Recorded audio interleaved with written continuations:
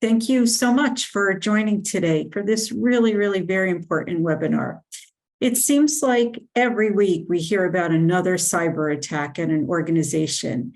For those of us who rely on our computer systems for so many things, this is a really scary thought. The goal of the webinar today is to provide you with information about how to keep your system safe and resources to help you, which you may want to take advantage of. We will also be discussing the funding that is coming to New Jersey from the bilateral infrastructure law for the Internet for All initiative. This initiative is committed to connecting our communities to reliable, high-speed internet and digital equity. This webinar was developed by a partnership between the offices of Congresswoman Bonnie Watson-Coleman, Congressman Frank Pallone, and Congressman Andy Kim. My name is Lynette Whiteman, and I serve as Congressman Kim's Grant Director and Senior Advisor. Congressman Kim represents most of Burlington County and parts of Monmouth and Mercer County. Please reach out to me if I could be of assistance to you when researching or writing federal grants. I'd be happy to connect you with the funding agencies and write letters of support to accompany your applications. Before I introduce my colleagues, I want to let you know that this webinar is being recorded and will be sent out to you along with slides and additional resources. Please feel free to put your questions in the chat box as we go along, and we'll get to as many as possible, along with the great questions that were submitted beforehand. So thank you for submitting those. It's now my privilege to introduce my colleague, JL Davis, who is the Outreach Director, Representative Frank Pallone. Hi, everyone. As Lynette said, my name is JL Davis. I'm the Outreach Director for Congressman Frank Pallone. Congressman Pallone represents New Jersey's 6th District. So that includes the majority of Middlesex County and also the eastern side of Monmouth County. I work in the Congressman's New Brunswick office. We also have an additional office in Long Branch. So we're here to help people with issues with federal agencies. I also work on grants in our office and a variety of other things. So we would love to hear from you if you have follow-up questions after this event, or if you need anything from our office or want to connect with us. So we will share our contact information at the end. And if you're not able to attend for the duration of the program, if you've registered, you'll get the PowerPoint slides and the video, so you can pull it from there. So I'm going to turn it over now to my colleague, Delara Bostepi. Thanks, JL. Hi, everyone. My name is Delara Bostepi. I am the Deputy Communications Director for Congresswoman Bonnie Watson-Coleman. Congresswoman Watson-Coleman represents New Jersey's 12th Congressional District. We have most portions of Middlesex, Mercer, Somerset, and a small part of Union County in New Jersey. So if that's part of where you live, you can reach out to us. We will have contact information at the end so that anyone who needs help, as JL mentioned, with any federal agencies, casework, and a lot of the programming that our offices do, you can reach out to us directly. While the members wish that they could be here with us today, we do have an introductory video recorded by Congresswoman Watson-Coleman for all of the members, and we'll show that to you now. Hello, everyone. I'm Congresswoman Bonnie Watson-Coleman. Thank you all so much for joining today's important discussion about cybersecurity. Congressman Andy Kim, Congressman Frank Pallone, and I are very grateful to FEMA's Cybersecurity and Infrastructure Security Agency, also known as CISA, for working with our offices to provide the crucial information and resources that will be covered in today's webinar. We also want to thank the New Jersey Office of Broadband Connectivity and the New Jersey Board of Public Utilities for joining our discussion today. And we thank all of you for tuning in live and protecting yourselves and your organizations from cyber threats. So many of us depend on the internet to stay connected and informed, but our communities face the risk of falling victim to cyber crimes, cyber attacks, or hackers every day. Nonprofits, faith-based organizations, and small businesses are particularly vulnerable to those cyber threats, as they don't always have the resources that they need to protect their data, create safe payment sites, and avoid cyber attacks or speak out against cyber propaganda. Today, we hope that you will walk away with resources that you need to protect your data, avoid cyber attacks, and more available to you through CISA. Staff from our offices will be facilitating a question and answer session at the end of the program and sharing contact information for all of our offices so that you can follow up with us after today's webinar with any questions related to these resources, or if you need assistance with any agency. Thank you for joining and thank you for your interest. I do hope that we are helpful. Thanks for sharing that, Delara. Okay, so we're going to get started now with our first presenters. I'm happy to introduce Bryn Dupre, who is New Jersey Federal Program Officer for the National Telecommunications and Information Administration, U.S. Department of Commerce. And she will be joined by Valerie Ballard, who is the Director, Broadband Office, New Jersey Board of Public Utilities. So Valerie and Bryn, take it away. Hello, everyone. Thank you for joining us today. I'm Bryn Dupre from the National Telecommunications Information Administration, and I'm the Federal Program Officer for New Jersey. Thank you, everyone. My name is Valerie Ballard, and I'm the Director for New Jersey's new Office of Broadband Connectivity. And we are very excited to be joining you to talk about Internet for All, and specifically what that means for the state of New Jersey. We can go on to the next slide. This is part of the Bipartisan Infrastructure Act, and we must give a big thank you to Congressman Kim, Pallone, and Watson-Coleman for their support, leadership, and sustained interest in Internet for All. It's what's brought us to this call today, and it's very timely, and we're looking forward to talking with you very briefly about two grant funds that New Jersey has received, both BEAD, we can go on to the next slide, the Broadband Equity Access and Deployment, and the Digital Equity Act. So with that continued support, New Jersey has received $264 million to expand the access of broadband and ensure affordability, adoption, and literacy. And just to backtrack, we have a grant, which is called the BEAD grant. It's the Broadband Equity Access and Deployment. So this is our opportunity to ensure that we are meeting in our communities and that all residents and business owners also have access to high-speed internet. Next slide. And just to give a quick overview of what that is and why it's important for New Jersey now, this slide gives you that high-level access. We're currently working across the state looking to find our unserved and underserved locations. And Valerie and her team have been hard this past year on their year of planning. So this is really timely because as we're looking towards 2024, we're going to actually start operationalizing those funds. Val, I'll let you take it away. So we've had the opportunity throughout the year to visit some of our towns and have the discussion regarding these funds, and we want to continue having these conversations. When we speak of 2023 as the year of planning, the goal is to make sure that we are presenting to NTIA what the true needs are for our state. This includes our infrastructure needs as well as our digital equity needs. The plan that is being put together is considered our initial proposal, and this identifies not just what some of those needs are, but some of the resources and programs we currently have throughout the state. This plan that's put together is actually due on December 27th to NTIA. While that date seems tentative, we want to make sure that the conversation doesn't stop there.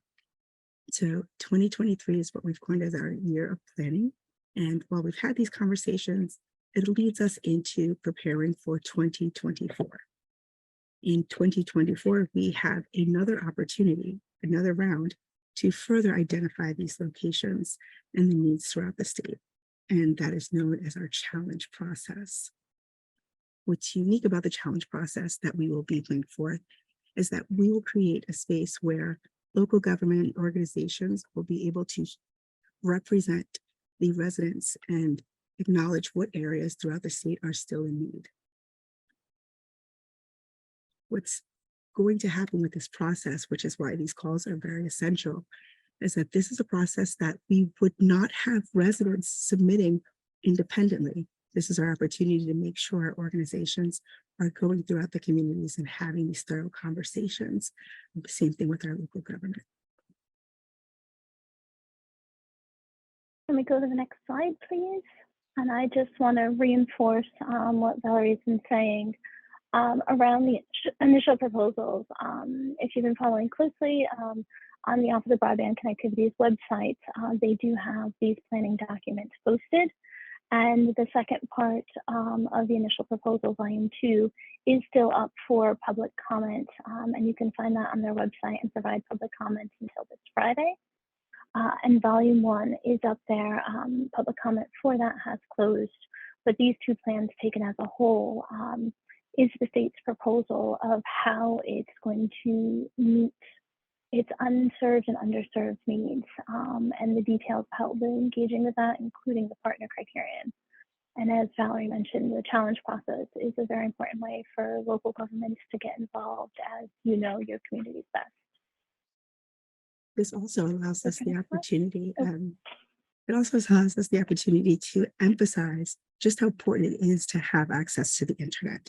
So understanding that during the pandemic, it really became apparent how telehealth, workforce development, as well as education access was severely impacted. From that, we know that while we have started this effort and we've connected quite a few people, we want to ensure that we're not in that position again, where we are challenged or we are in a space where we don't have access to something that is vital. The internet is no longer considered a luxury. It is essential. Next slide.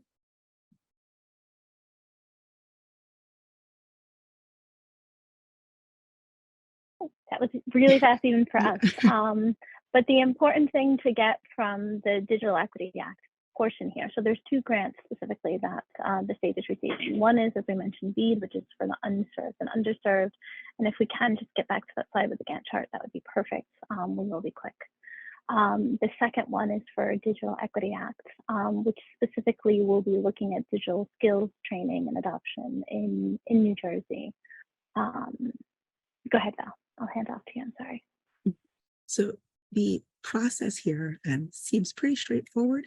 When you think of the access and we talk about having the ability to move forward with telehealth and these kinds of services, we need to make sure that the infrastructure is in place. So that's really where we start talking about that access. And then we move into that space of affordability, making sure that we have access to something that we can manage, and then making sure that we understand what that adoption looks like. So throughout that process, we have also outlined that with our BEAD grant. When it comes to digital equity, this gives us an opportunity to really speak to what these plans look like, being digital literacy programs that we have throughout the state, or our programs that really support these covered populations, which is what we will show in the next slide. Yep, and just to also reinforce that same point, as we are in the year of planning, we haven't gone out for any RFPs yet. The state hasn't gone out for any RFPs yet in terms of allocating the funding towards the efforts it's going to do towards sharing these digital equity skills in the state. It's just the digital equity plan that's currently available on the OBC website. And 2024 will be the next steps in actually getting this money out the door. So that's why I said the timing is really great for this. So we talk about the population. If we go back to that slide, so sorry, we're dancing here. So we talk about the actual populations that we're keeping in mind. We have identified that there are a significant amount of underrepresented communities and populations that we want to ensure we can prioritize. Those include our low-income households, our aging population, incarcerated individuals, veterans, people with disabilities, people with language barriers, racial and ethnic minorities, and rural inhabitants.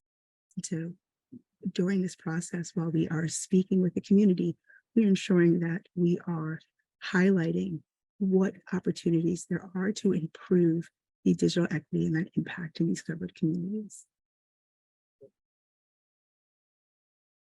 Next slide.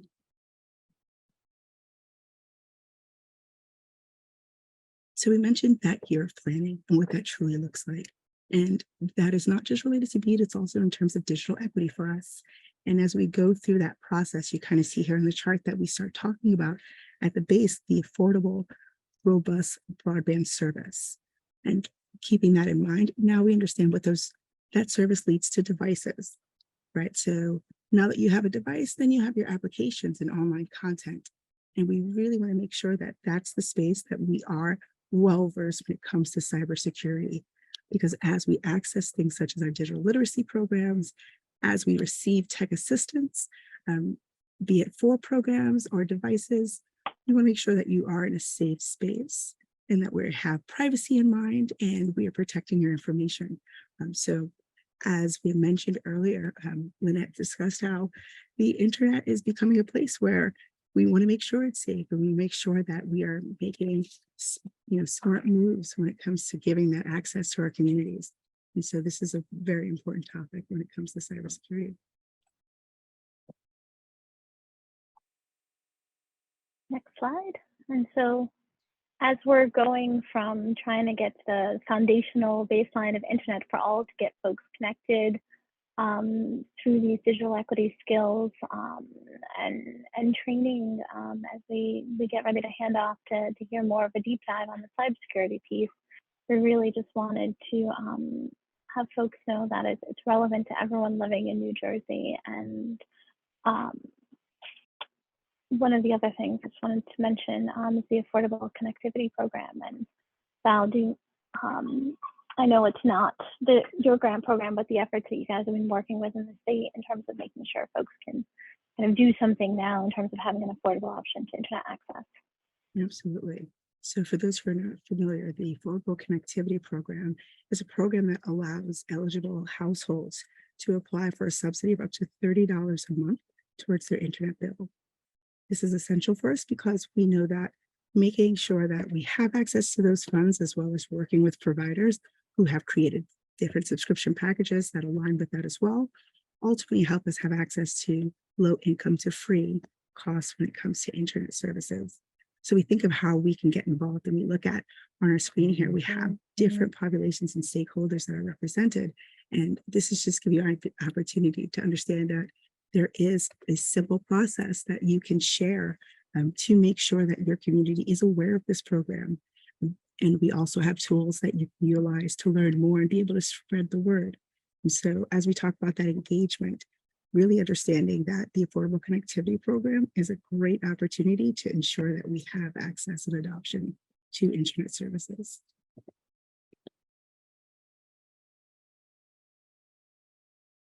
Thank you. Thank you so much for having us. This has been an amazing opportunity. And while we have given you some deadlines and discussed some of our dates, please note that the conversation does not end here. You are more than welcome to reach out to us. We will definitely make sure that you have our contact information as well. Thank you. Thanks so much, Bryn and Valerie. Really appreciate that level of information. And again, I know there was a lot of information provided. I know the slides had a lot of information. We will provide Valerie and Bryn's contact information. And also, if you have questions about when the RFPs are going to be available or who can apply or whatever, please put them in the chat box, and we're going to get to the questions at the end. So don't hesitate to ask those follow-up questions. And now we're going to move on to the topic of cybersecurity. So I am really honored to introduce Mohammed Taleb, who is the Deputy Regional Director for the Cybersecurity and Infrastructure Security Agency, better known as CISA, Region 2. So Mohammed, please take it away.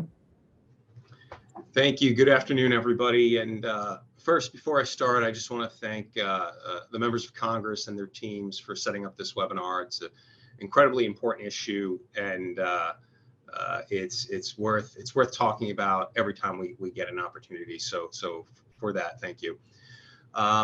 I want to talk a little bit about Region 2, CISA Region 2, then I'll talk about the threat environment, and then I'll pass to my colleague, Rich Richard, who will talk about cybersecurity tools and resources. And then hopefully the intent is after all of that, you walk away with a sense of what the federal government has in place to support you and your businesses, your faith-based institutions, and your community. So first, Region 2 is New York, New Jersey, Puerto Rico, and the U.S. Virgin Islands. I know you're probably thinking, why Puerto Rico and the U.S. Virgin Islands? There's an interesting, Jeopardy question associated with that. If we have time, we could talk about that.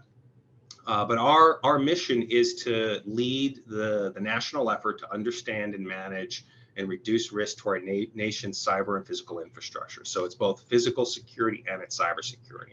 There's going to be a tremendous emphasis on cyber today, but there are a couple of things on the physical security side that I want to talk about.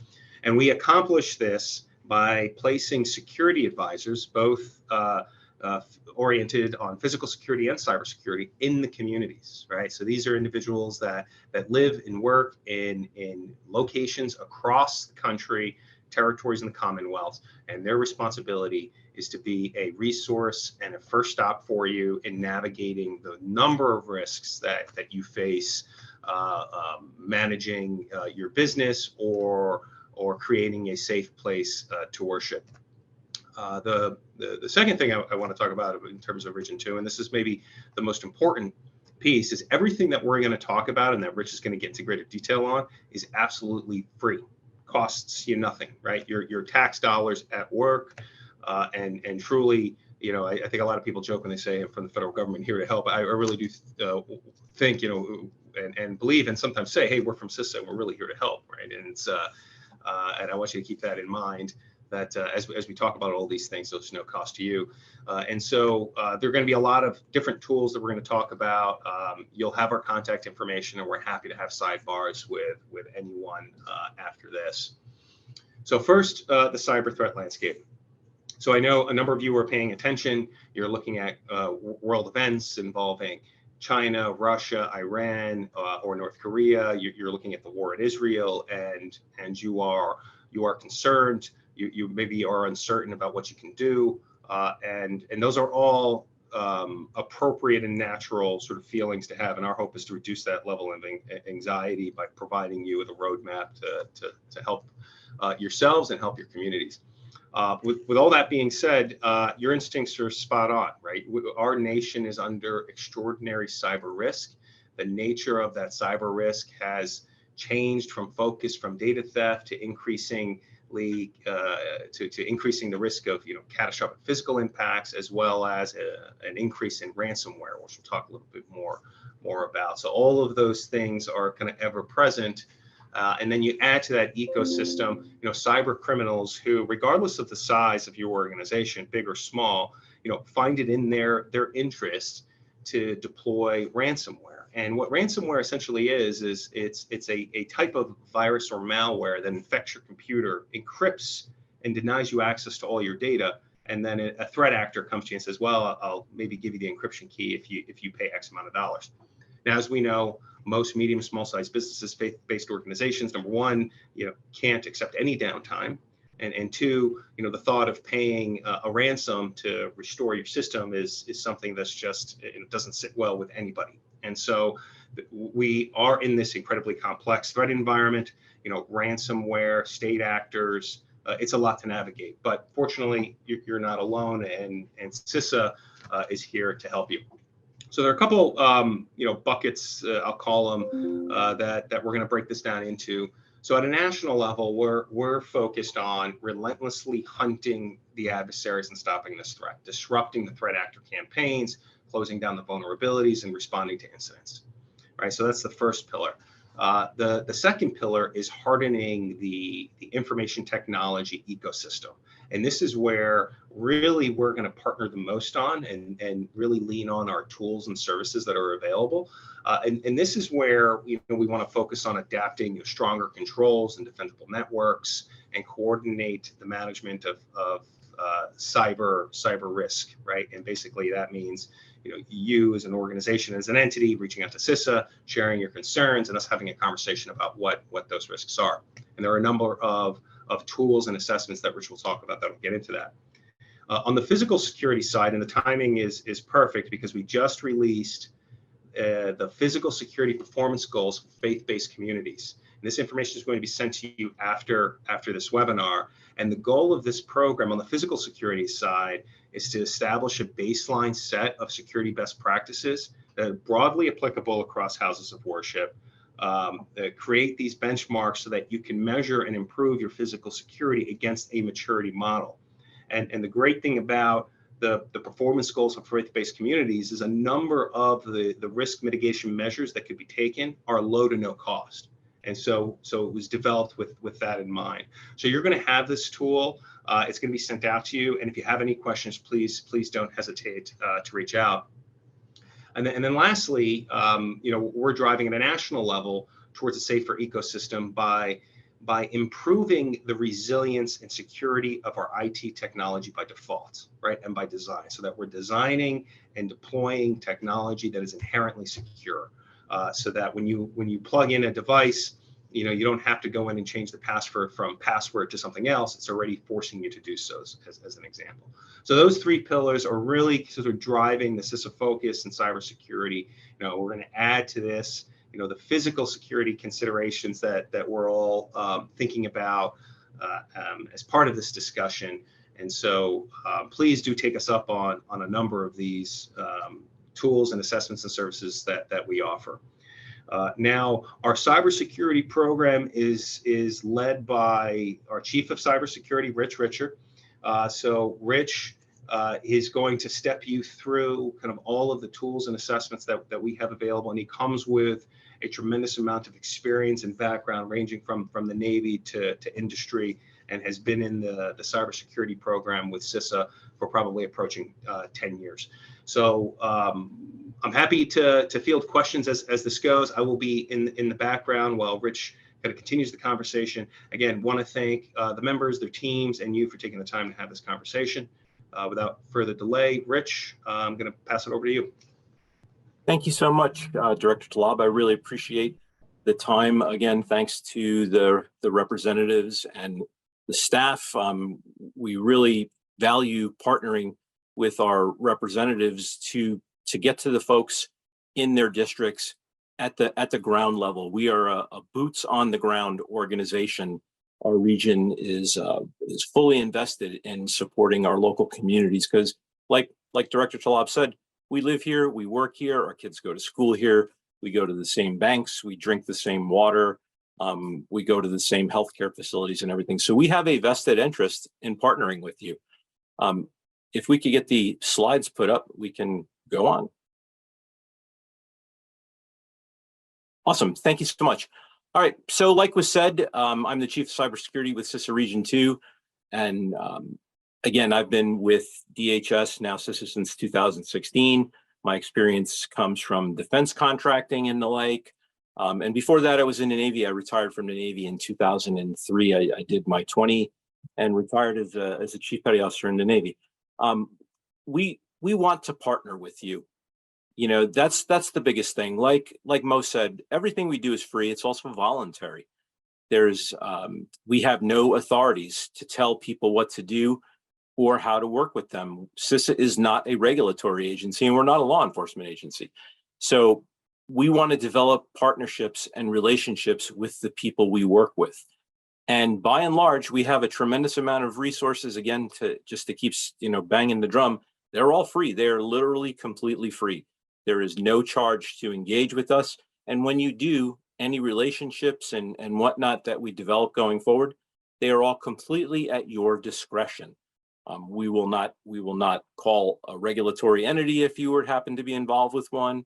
We are not going to turn your information over to other federal agencies or and the like. So when you work with us, that relationship is purely at your discretion, and you know, everything that you do with us is safe and secure. We can go to the next slide, please. All right, so Mo talked very briefly about CISA. again, just to reiterate, we just simply want to help you manage risk. We want to help you understand the risk that your organizations are facing on the cyber and the physical security sides of the house. We want to give you the information you need to make sound decisions, cost-effective decisions on how to enhance your security postures on both the physical and the cyber side. You know, obviously, as the chief of cybersecurity, my job is to work with folks in the cyber capacity. But by and large, that's really what we want to do, is to work with you in whatever way makes sense to you, to give you cost-effective guidance, solutions, advice, tools, and services to better enable your folks to stay in business, you know, when that bad day comes around. We can go to the next slide. So just to reiterate who we work with, anybody in critical infrastructure. This is just a slide that depicts the 16 sectors of critical infrastructure. As you see here, it's also nonprofits and faith-based institutions. So our services are completely agnostic, as in they are not necessarily designed to serve one community. So the work we would do with say a church organization of some sort or a nonprofit is the same. You have access to the same resources as a water treatment facility, as a hospital, as an electric company, as a small business that sells widgets or whatever. Maybe you're a food cooperative or something like that, or a bank or a credit union. Everyone is eligible to participate with us. We have no distinction as to whom we can work with. As long as you're part of the community and involved in these particular areas, we'll figure out some way to do something with you to your benefit. That's really what our goal is. Next slide, please. So I should have prefaced this before. I'm going to go through these really quickly because honestly, it's going to be the question and answer at the end. My goal is to raise your interest, pique your interest in the things that are available to you. And this is going to be just the very briefest of overviews of what we can do for you, just for the factor of time. My goal is you're going to hear something that piques your interest, and you're going to give me a call. You're going to send me an email, and I'm going to arrange to have myself or one of the cybersecurity advisors, perhaps partnering with the physical security advisors, to come to your place, sit down with you across the conference room table, or perhaps you can come to our office in the city. Our office is on Varick Street in New York City.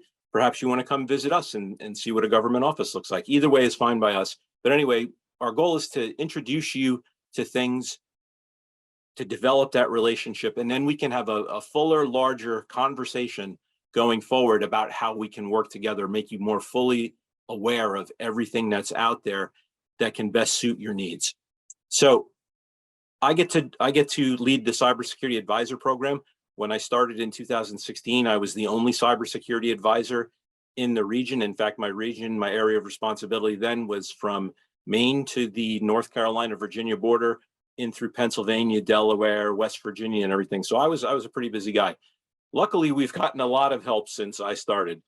So we have cybersecurity advisors placed in the region, in Puerto Rico, up in Western New York, the Capital Region, several in New York City, Long Island, and New Jersey.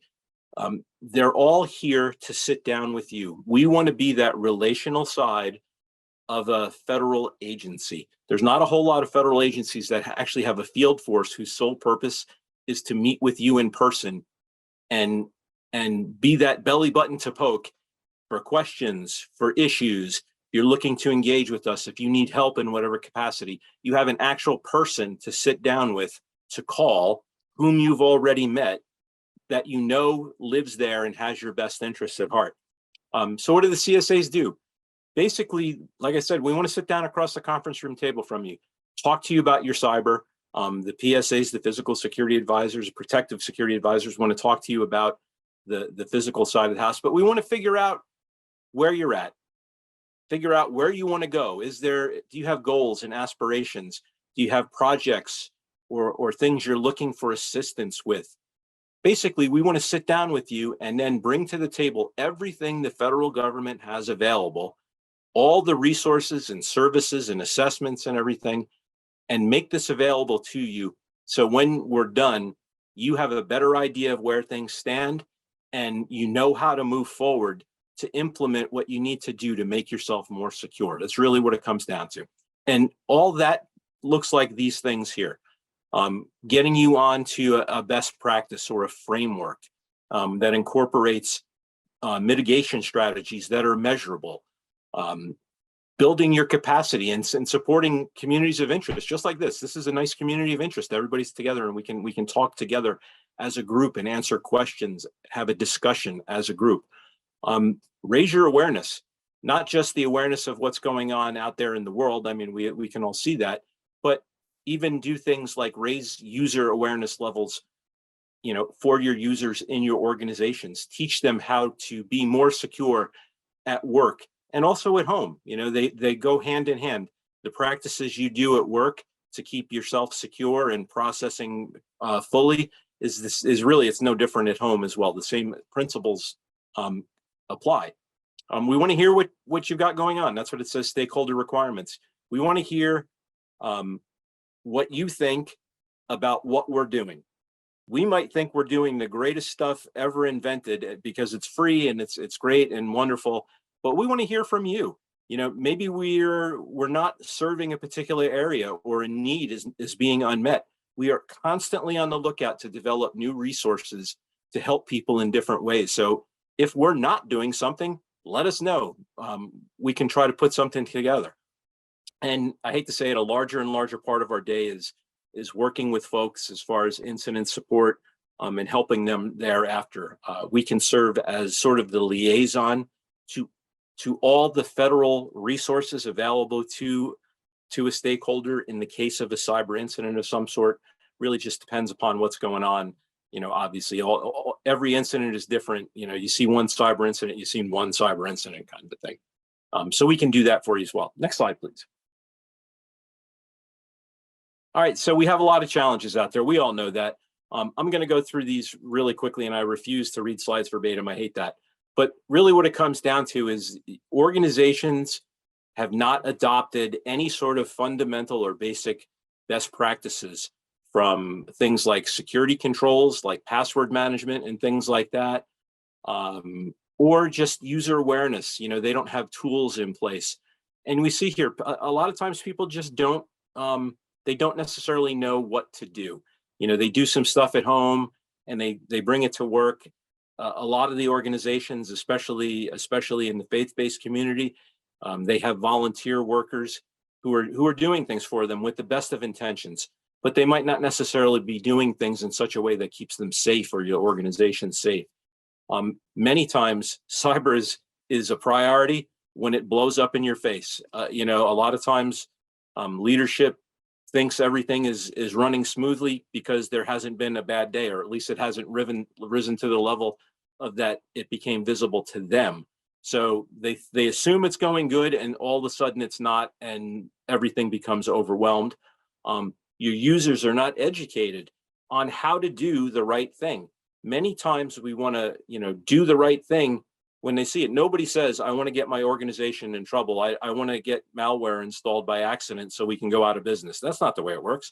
They want to keep their places secure. Well, educating your users is one of the best ways to do that. I'm a huge proponent of talking to your users about what they should do if they see something they think is sketchy, how they should act, the things they should look for. Your volunteers are senior citizens. We often go out and talk to them about cyber safety, being safe online, the scams, and the bad guys that are out there just looking to take advantage of them. And honestly, there's no cyber hygiene on their systems. You know, it's the maintenance of their systems and the upkeep and the patching and whatnot is done ad hoc at best sometimes. Next slide, please. So ransomware, you know, what is it? Why, you know, basically ransomware is a scourge upon our country right now. It's really upon the whole world. Basically, if you're not familiar with ransomware, somebody gets onto your systems, loads some software, it goes out and encrypts your files and makes them no longer able to be accessed. And then they hold these files for ransom. Basically, they encrypt the files and they expect the organization to pay them money to get the key that will decrypt everything and restore access. It's It's a crime, it's a scam, and the unified response of the federal government is one should never ever pay the ransom. You have no idea where the money is going when you pay that ransom. The best case scenario is you're buying another oligarch somewhere in Eastern Europe, his third yacht or a Bentley or something like that. We have no idea where this money goes and what it's used for. So we beg you, please don't pay the ransom. We can help you avoid this sort of a situation. CISA is a proactive organization. We want to work with you before the bad day. We want to work with you before you get this message that says your files are encrypted. So we can better raise the bar on your internet and cyber stances to keep this stuff off your system. And it says here it's often used as a decoy. A lot of times, just because your files are encrypted does not mean your information is not being stolen, which itself can be sold on the dark web and things like that. Next slide, please. All right, so what are some of the things you can do safe, to keep yourself safe? These are basically, as a user, these are the four things you can do. So use multi-factor authentication whenever possible. If you're not familiar with MFA, multi-factor authentication, most of the time it looks like you log into a website and text your phone a 6-digit or an 8-digit code of some sort. You plug that code in, and then you're off to the races on your website. Can go a long way to keeping your information safe, your money out of the hands of the bad guys and whatnot. Because if someone harvests your credentials in some way, shape, or form, let's just say you went to the public library or you're in an airport and you use the kiosk or you use the kiosk at a hotel and you check your bank balance, you have no idea what's on those systems and who has access to those non-secure Wi-Fi networks. But using multi-factor authentication, if your password gets stolen and your login ID, they don't have your phone. So when that text message comes in, it's not going to them, it's going to you. And you can basically say, this is not me, and call that organization and say someone's trying to log in. Updating your computers. Single best thing you can do on your computers to keep the bad guys off is to allow the system updates to occur. Patch your systems. You think about it, every one of those patches that come in is closing a hole for a bad guy to jump in. So close them proactively. The time it takes nowadays from a vulnerability on a computer to be realized and the time it takes for it to be exploited is literally down to minutes. Used to be months, if not weeks, and then it went to days, and now it's hours and literally minutes. So patch your systems. Have a care when you click on something. Think about it before you do so. I have a whole presentation I would love to give to your user communities about things like phishing emails and text message, that we call it smishing. So think of a phishing email over a text. Love to raise your bar, raise your awareness on these things, and talk to your users about how they can do that. Strong passwords.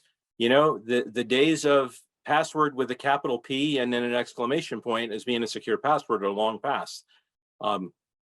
Using strong passwords that are diverse, that you're not using the same password for every single place you log in, can go a long way to keeping the bad guys out of your stuff. Because if one of your passwords does inadvertently get poached, at least they only have access to one thing, not all things. Next slide, please. All right, again, I talked a little bit about what MFA is. Basically it's what so you've got your password, your login ID, and then you get that token, you get that text key of some sort, or it could even be biometrics. So you use your fingerprint or face ID, your face to basically log into your phones and things like that. All those things can work together to keep your devices secure and keep the threat actors out of your bank accounts, off of your social media and things like that. You should enable it wherever possible. And if you don't know if it's possible or not, call your organization, call your bank, call your credit card company, whatever the case may be, and ask them how you can turn on MFA for your accounts, especially if you do a lot of online banking. Next slide, please. So again, we talked about updating your software.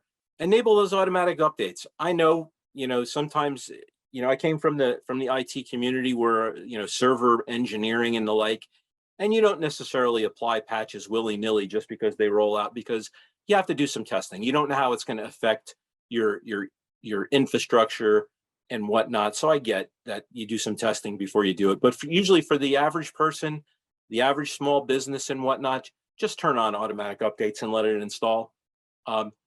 It can go such a long way to keeping the bad guys out. Like I said, the time that it takes for the bad guys to exploit something from when it's discovered is literally minutes. There are whole groups of people just waiting to see the next vulnerability that gets posted on the dark web so they can race out there and look for it, and then try to use that to their advantage to get onto your systems, to establish a presence, doing that kind of a thing. It protects your information. Like I said, it closes those holes. Next slide, please.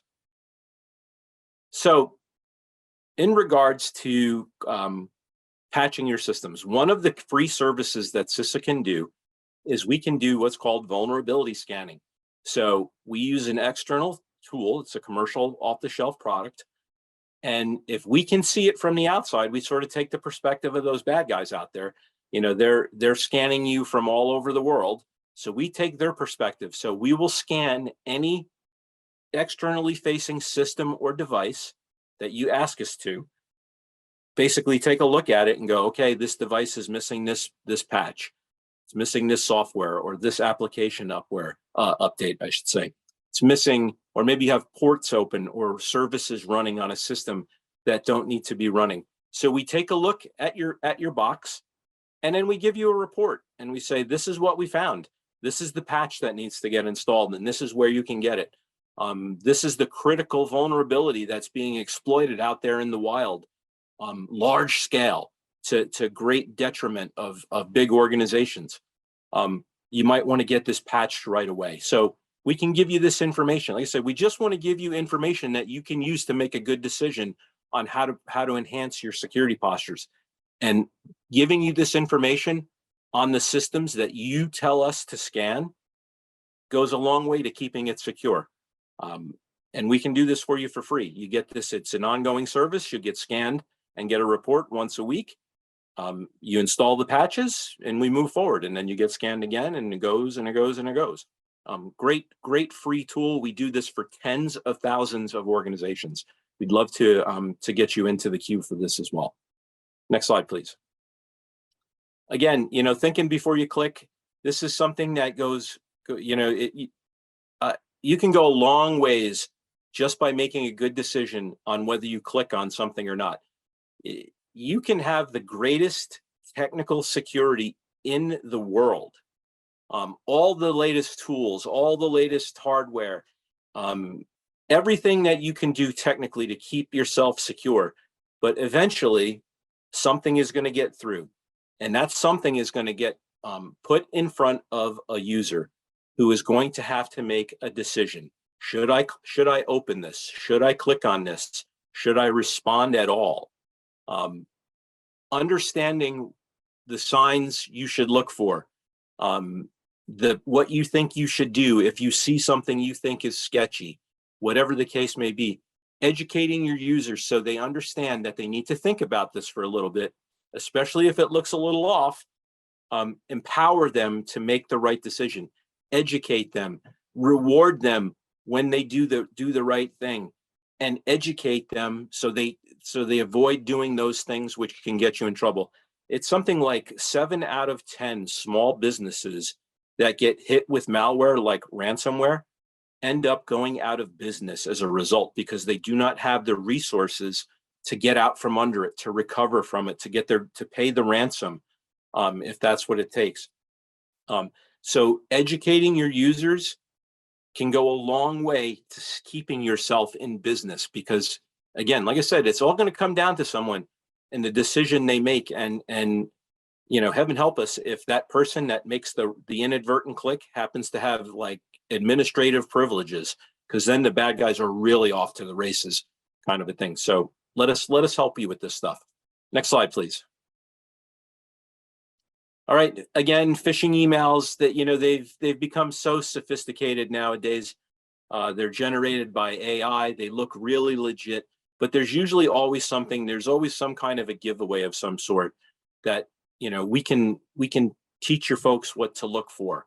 Again, we just want you to take a thought, you know, take a minute to make a good thought about something, to look for those things, you know, and again, trust your instincts.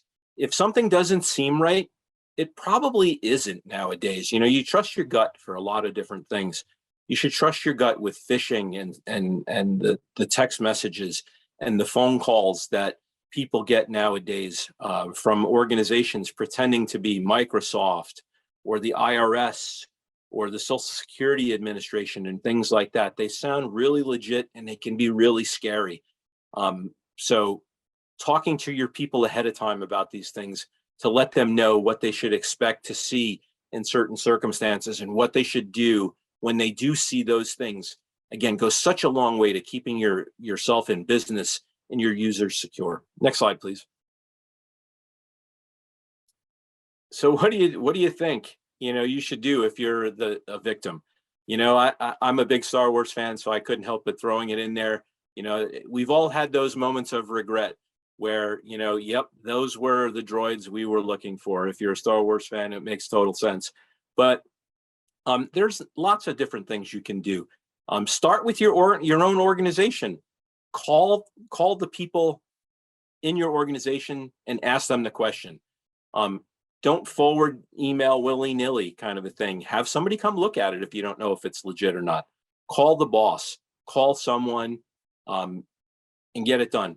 So if you're, you know, say you're at home, you can file a complaint with the Internet Crime Complaint Center. Both home users and people at work can file a crime. Basically, it's an online thing. You just Google ic3.gov or go to ic3.gov, and you can file a complaint that's monitored by the FBI.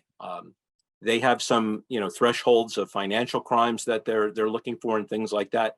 But everything you can report is of benefit because we're always gathering information to put together bulletins and stuff to hand out to the community to keep them more secure. If you think you've had a problem, if you think you've got your bank account has been compromised, or your credit card, or whatever the case may be, change your passwords. Open a web page. If you do it online, use the link that you know is good, not the one in the phishing email or the text message. Change your password. Call the organization. Let them know what's going on. You should have a good antivirus product running on your system. Scan it. Take a look. And again, look out for identity theft. You know, you'll see that kind of stuff. You'll get contacted by your credit card company, or perhaps charges won't go through, or things like that. And you call them up and go, "What's the deal?" And they're like, "Well, we know you live in New York, but we just had a $10,000 charge from something in, you know, I don't know, pick a country in Asia, in China." And, you know, obviously that's going to set off some alarm bells. So they put a hold on it and they got a hold of you. So use those things to your advantage. Next slide, please. So there's a lot of resources out there that you can take advantage of. And again, they're all free. This is just a little bit of what we have available. And I've only spoke a little bit about the technical resources. I didn't want to make this a big technical briefing, but we have different other tools that we can use to help you baseline your systems. You might be doing a whole bunch of good stuff in the cyber realm, or at least you think you are. But are you actually doing the stuff that makes the most sense for you? Are you doing those common baseline things that are cost effective and effective from a security standpoint? We can help you do those things. We have evaluations and assessments, things like the cross-sector cybersecurity performance goals. Big complicated name for, here's the minimum stuff you should be doing. Are you doing it? Let us help you figure that kind of stuff out. We'll sit down with you. We'll go through these assessments with you, give you the information, and then help you figure it out. You know, it's all well and good that we give you a pile of information and, you know, now you don't know what to do. Well, that's what we're there for. The cybersecurity advisors give advice. It's literally in our job title, help you figure stuff out. So let us do that. And these slides will be made available to you as well, so you can have these links and whatnot to go to. Next slide, please. Again, small and medium business, they are one of the primary folks we enjoy working with. It's all well and good to say that we work with big and large cyber mature organizations that have more money than anybody, you know, needs, to be honest with you sometimes. We want to work with the little person, the small business, those folks that are resource deficient. They don't have technical training. They don't have the sophisticated workforces or the tools and everything else. These are the folks that we want to help stay in business. I believe I read somewhere that in New York State alone, 60% of all people who are employed work in a small to medium business of 30 people or less. It's you know, it is the backbone of our economy, small business. We recognize that, and we want to work with you in your capacity. Again, you know, they can be, like it says here, you see the devastating attacks on small business can be devastating to a small business owner. They can put you out of business. Helping leadership understand the role of cybersecurity. Sometimes, you know, leadership just doesn't understand the threat. Well, let us help them. You know, we want to educate them on the threats that are out there. No one is too small. That's half of the battle, is for people to realize nowadays there is no organization that is too small to be hit by a cyber attack. They are looking for targets of opportunity. You would never think that this small mom and pop business that's been around in the community for 40, 50, 60, maybe 100 years could ever be the target of a state level threat actor, but it happens quite frequently. So let us work with you to go and give you the information you need to make good decisions on how to keep yourself secure. And again, there's a whole resource. We have a whole page here devoted to nothing but cyber guidance for small businesses. Take a look at it, page through it, take some notes. Let us have an opportunity to talk to you. Next slide, please. Again, you know, we can help your folks be safe while you're traveling, understanding the dangers behind going through airports, you know, using the Wi-Fi in hotels and things like that. That's a whole discussion in and of itself. But again, we've got more tools and available, you know, different resources available to educate yourself on these things. Next slide. And that's my story, and I'm sticking to it. Lynette, this is my contact information. You can give me a call, send me a text, shoot me an email. Email is probably the best way to get hold of me, because I can read my email while I'm on the train and I can't necessarily take a phone call. But I'm happy to talk to you, if not myself, one of my cybersecurity advisors, to visit your facility and figure out how we can work together, how we can help. We really do want to help you.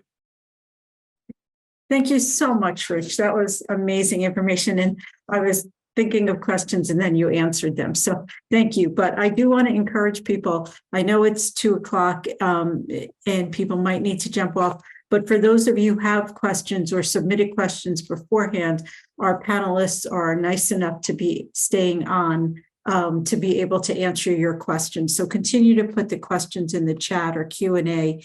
And before we get to the questions, Bryn, did you want to just mention a meeting tomorrow to people so they're aware of it? Sure, yes. I just wanted to also, I put the link in the chat. For those interested in learning more about Internet for All, Valerie and I are doing our monthly public outreach meeting, and it will be tomorrow at 11 o'clock. Great. Okay. Thank you. Great. Okay. Delara and JL, do you want to take it away for the questions that were asked? Thanks, Lynette. I'll start. Thank you to all our panelists for all the amazing information provided. I do want to address the first question I saw in the chat, which is that we will be sending these slides out. So everyone who registered for this event, you will get these slides and all the information in them, including the contact information for our panelists. My first question is two-pronged. Rich, this is going to go to you. We have some new small businesses, nonprofits, people who are setting up for the first time, and they wanted to know, just baseline, what collected customer or register information from people, what would be considered sensitive data, And along with that, do you recommend investing in something like cyber insurance, or is there is there a free accessible alternative that CISA may provide or that they may get in the interim? Sure, those are great questions. Let me take the last one first. So cyber insurance can be a tool, but I would caution you to consider it a tool like any other resource that's available to you. No different than your homeowner's insurance or your car insurance. It's up to you what your appetite is, how much of a loss you can afford to take in regards to deductibles and things like that. And you really do need to do your homework and understand the provisions of your cyber insurance policy. Most of them require certain actions to be done, holding user awareness presentations once a year, having an incident response plan, things like that. Understand the things that are required of you, the policyholder. So when you try to invoke it, you're not subject to unexpected costs. They'll come out and do their thing. They'll do exactly what they said they'll do, but then they'll tell you that you didn't do X, you didn't do Y, you didn't do Z. So now those costs are going to be passed back to you as a result. So understand those things. In regards to sensitive information, it really hasn't changed all that much from the old days. Name, social security number, addresses, names of kids, and things like that. All their information, but nowadays it's a little bit more complicated because we share so much. So I would consider anything personally sensitive that I wouldn't want someone else to know about me. Have a care about what you share on social media, what you're posting about your family, the pictures that you're putting up, who can see them, and things like that. Does that make sense? Did I answer your question? Yeah, that's perfect. Thank you, Rich. We have a couple more questions. JL, did you have one? Sure, I have one for Bryn or Valerie. I'm not sure if Val's still on. But the question is, when will BEAD funding become available? And how can I stay tuned for updates? I can take that question as well. So at this time, BEAD funding would not be administered just yet.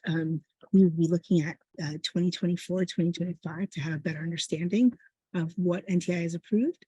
But a few things, you can visit our website that we will post in the chat, as well as join us tomorrow for our virtual roundtable so that you can hear a bit more of what New Jersey is doing on a more granular level. Great, thanks, Val. So, Delara, do we have another question? Yes. So I have another question here that was submitted by one of the nonprofit church organizations. Are there any grants available to help with setting up cybersecurity or kind of any of the resources that we saw here today? Yes, the answer is yes. That would be honestly be more of a detailed conversation to have for the sake of time. But there are resources for nonprofits and whatnot, including grants that are available to the community.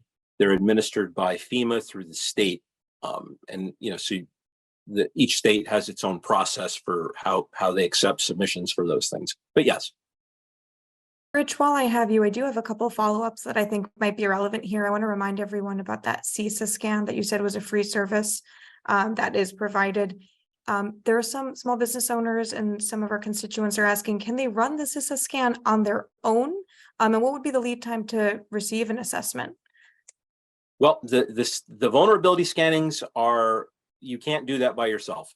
We do that for, well, I shouldn't say that. If you have an IT organization, they are probably doing that for you. That's a pretty common service for more mature organizations, is to scan your systems and looking for missing patches and updates and things like that. You tell us what you want us to scan. So you're the one, you get to define the systems that we look at.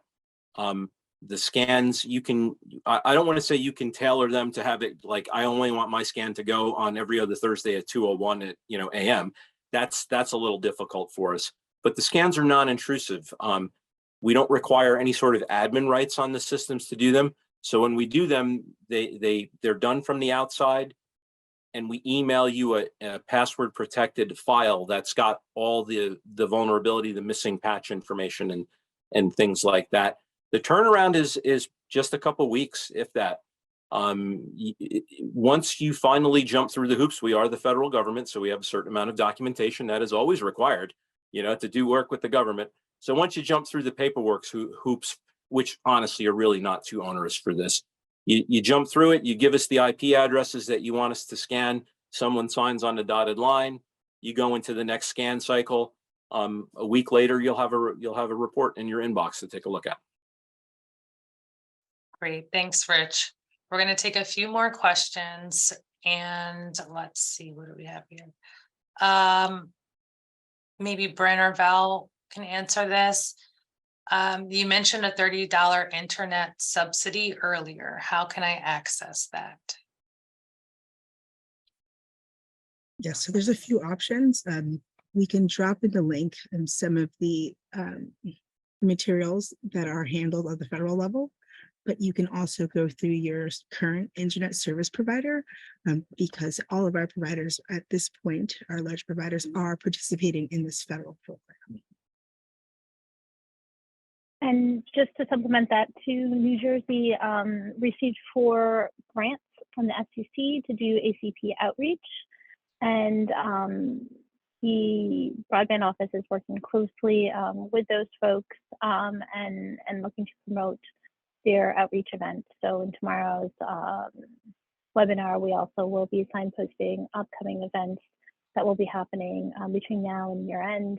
And conversely, to facilitate if folks are saying, hey, for our town or municipality, we'd love to have some assistance with ACP signups, we're helping facilitate matching for that as well. So if there is on the need side, let us know, and we can help get some folks who are agnostic for service providers to facilitate with that.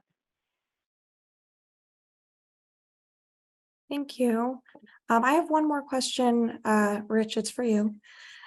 We got a lot of questions on the cybersecurity advisor role and how that's kind of a personal experience. So we're having a lot of questions on what that process looks like. So you reach out, you can get this scan, you stay in contact with the same person. So you have somebody that you can continue to talk through as you're either setting up or if you already have a business.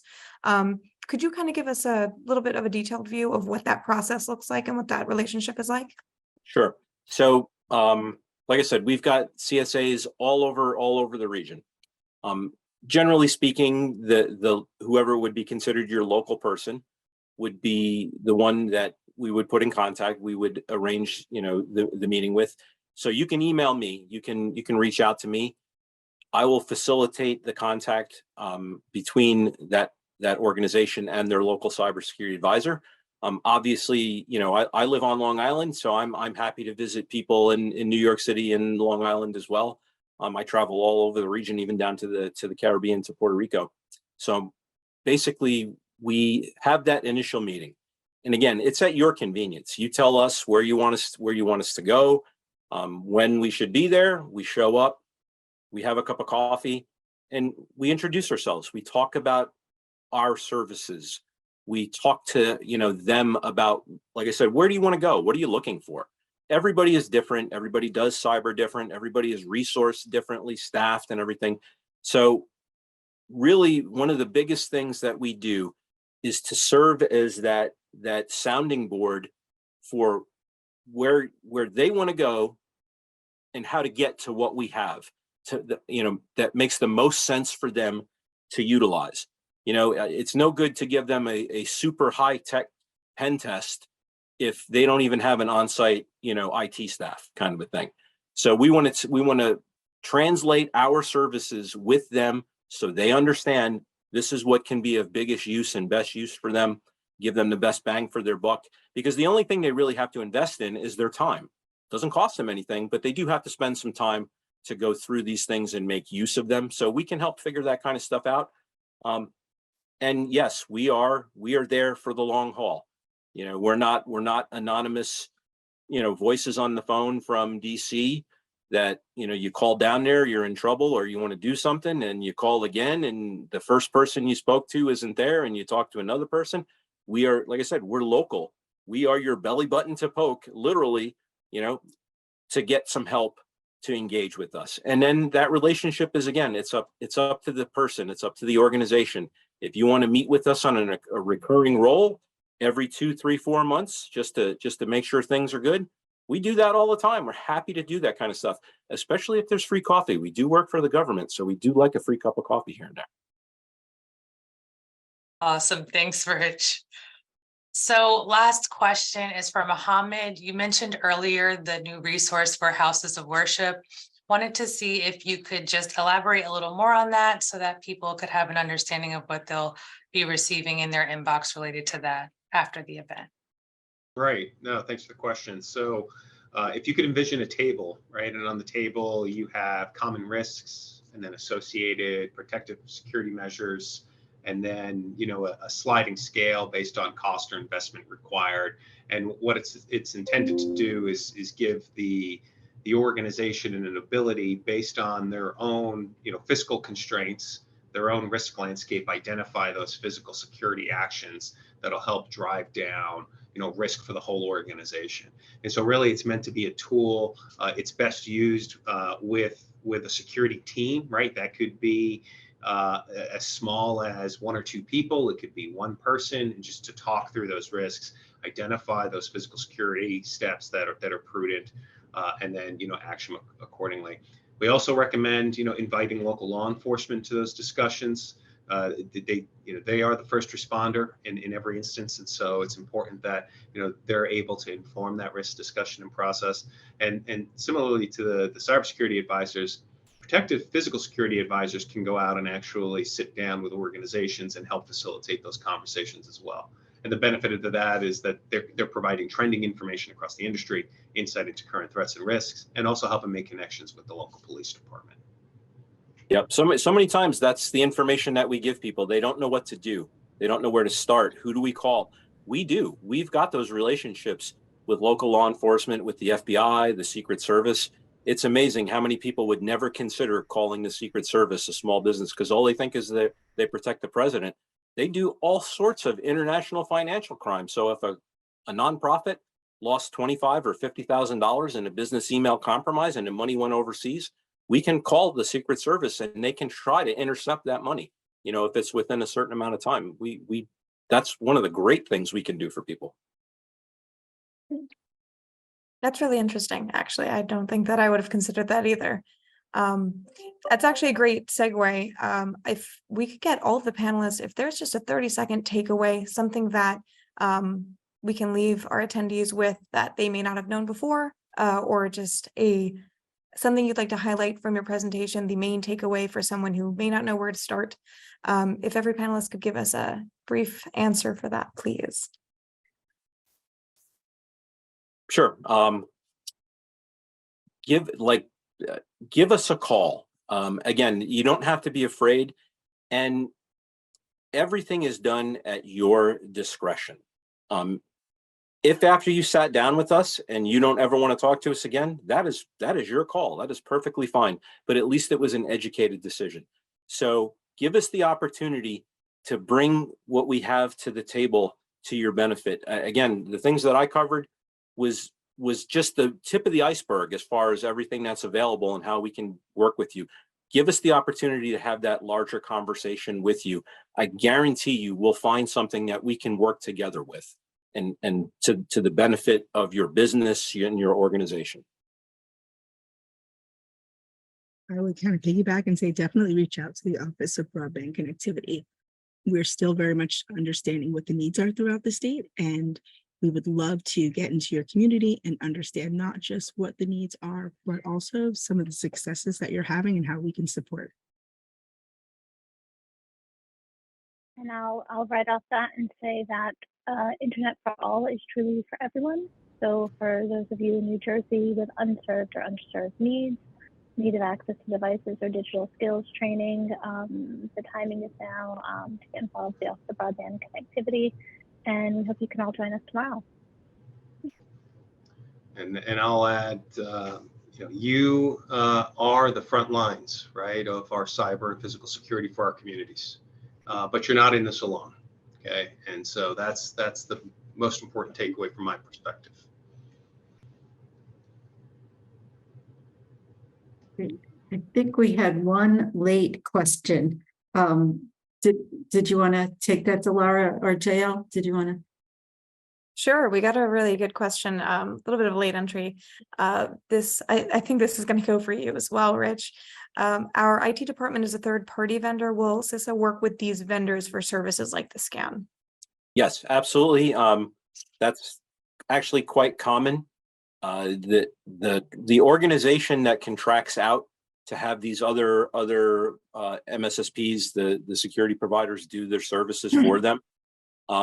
A lot of times we can serve as a nice check and balance against what their MSSP is telling them. Or it's not like we're trying to, get anybody in trouble or anything, but sometimes translating what the MSSP is telling them versus what they're understanding. And they can take advantage of in fact, we have MSSPs that have us scan them. The security providers have us scan them because they're a common point of attack because they have pre-configured access into all their customers. So why go after one organization when a little one when I can go after a security provider, crack it, and get access to 100 of their customers. So we do a lot of work with MSSPs. Yes. Great. Well, thank you so much. Thank you to our panelists. This has been really, really interesting and so worthwhile. And I truly hope that people will give you a call and follow up and get the security that they need. For everybody who didn't get their question answered, feel free to email to one of us and we will get that to the right panelist and get you an answer. So again, be on the lookout for the recording and the contact information, the slides, additional resources. They should be coming to you either later this week or early next week. And again, I thank you all for joining. Thank you to my partners. Here is the contact information for JL, Delara, and myself. And this will be part of the slides that you get. So we're always happy to hear from you and hear about your needs and your constituent needs. So everyone have a wonderful rest of your day. We're heading into holiday season. So I hope everybody has wonderful holidays as well. Enjoy the rest of your day. Bye-bye. Bye, everyone. Thank you.